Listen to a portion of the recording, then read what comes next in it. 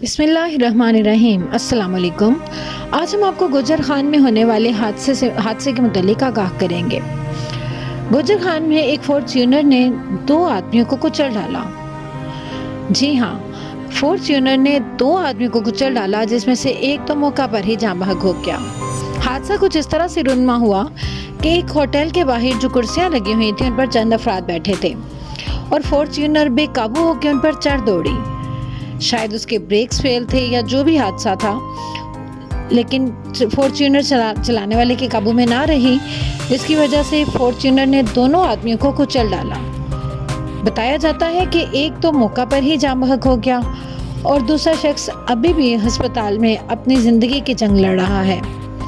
موقع پر موجود لوگ جو کہ عینی شاہدین تھے، ان سے یہ بات برداشت نہ ہوئی کیونکہ یہ سراسر فارچونر چلانے والے کی غلطی اور لاپرواہی تھی۔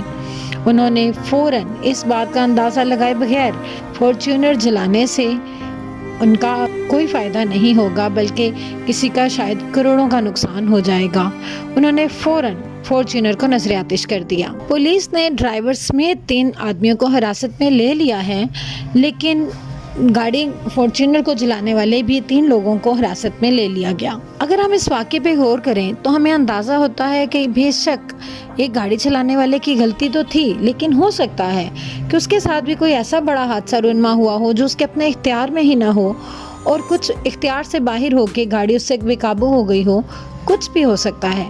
لیکن آج ہم یہ اس بات پہ غور کریں کہ کیا ہمارے اندر برداشت ہے؟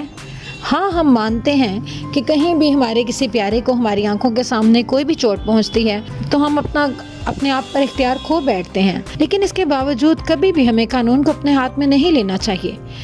کسی بھی شہری کو، وہ ہوا کوئی بھی ہو، اس کو کوئی اختیار نہیں ہے کہ وہ خود بخود کسی کے فیصلے کرے۔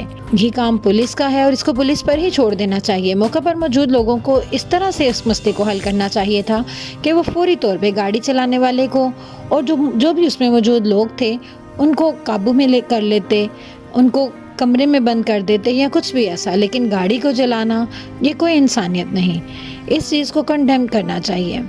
لیکن اس کے باوجود گاڑی چلانے والے کی شدید قسم کی غلطی ہے اور اس کو اس کی غلطی کی سزا ملنی چاہیے کہ اگر اس کی گاڑی میں کوئی مسئلہ تھا تو اس کو گاڑی سڑک پر لانے ہی نہیں چاہیے تھی۔